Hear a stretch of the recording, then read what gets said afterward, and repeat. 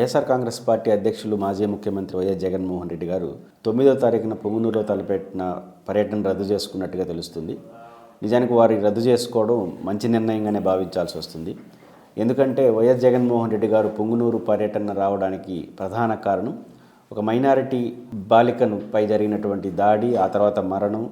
వీటి నేపథ్యంలో ప్రభుత్వం వైపు నుంచి సరైన స్పందన లేదన్న ఉద్దేశంతోనే వారు 9వ తారీఖున పర్యటన పెట్టుకున్నారు.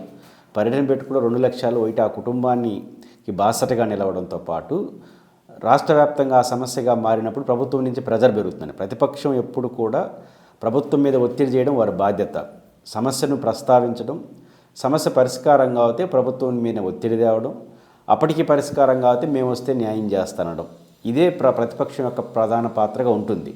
ఆ పాత్రలో భాగంగా ముందు రోజే మిథున్ రెడ్డి గారు కావచ్చు, పెద్దిరెడ్డి రామచంద్రారెడ్డి గారు కావచ్చు వెళ్ళి పరిశీలించడం, వారికి బాసరి కల్పించడం, జగన్ గారు కూడా వస్తారని ప్రకటించిన నేపథ్యంలో అనూహ్యంగా హోంమంత్రి, మైనారిటీ కుటుంబానికి సంబంధించిన వ్యక్తి కాబట్టి ఫరూక్ గారు, వారొక మంత్రి, మరియు జిల్లా మంత్రిగా ఉన్నటువంటి రాంప్రసాద్ రెడ్డి గారు, 3 మంత్రులు నేరుగా రావడం, వెనువెంటనే ఎస్పీ గారు ప్రకటన చేసి అరెస్టుకు దారిన పరిస్థితులు, వారిని అరెస్ట్ చేయడం అన్నీ చెప్పేశారు.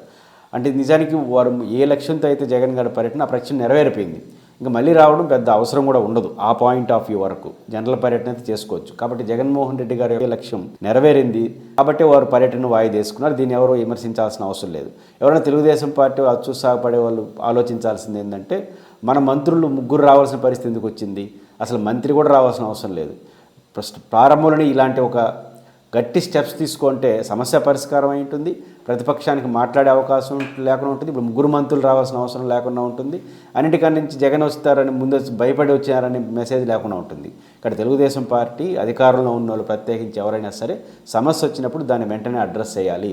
చేయకపోతే సమస్య పరిష్కారం కాదు, ప్రజలు నష్టపోతారు, ప్రతిపక్షం దాన్ని ఖచ్చితంగా ముందుకు తీసుకొస్తుంది.